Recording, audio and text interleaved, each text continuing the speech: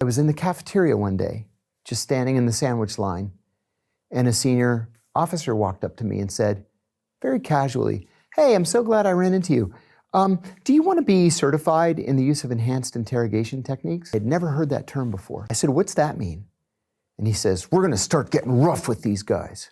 And I said, "Well, what does that mean?" And he described these 10 techniques. And I said, "That sounds like a torture program." And he said, "It's not torture.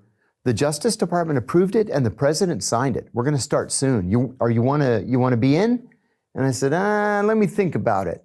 I consulted a very senior officer, went back downstairs, and I said, "This is a torture program. I have an ethical and moral problem with it. I think it's illegal, and I'm not interested." Well, of the 14 people that they approached, I was the only one who said no. And on August the 2nd, 2002, CIA began to torture Abu Zubaydah, and they tortured him mercilessly. And what method of torture were they?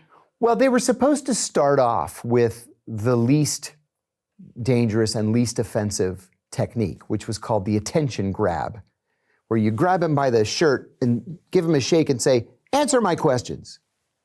And it gets gradually worse from there. But they didn't do that. They started with the worst technique, waterboarding.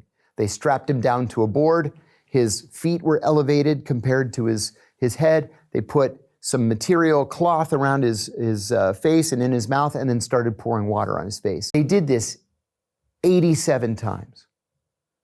And he actually drowned at one point. His heart stopped. And then they revived him just so that they could torture him more. Was Abu Zubaydah the first? Abu Zubaydah was the first. He was the test case.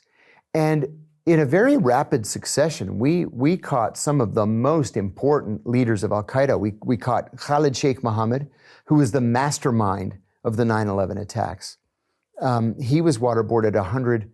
Abu Zubaydah was 83 times up, and Khalid Sheikh Mohammed was waterboarded 187 times. We used other techniques that I even believed were worse than waterboarding. We used one called the cold cell, where we stripped the prisoner naked and then chain him to an eye bolt in the ceiling so he can't sit or lay or get comfortable in any way. And we chill the cell to 50 degrees Fahrenheit. And then every hour, a CIA officer throws a bucket of ice water on him. We murdered 2 prisoners with that technique. They died of hypothermia and then were just buried there on the grounds, unmarked.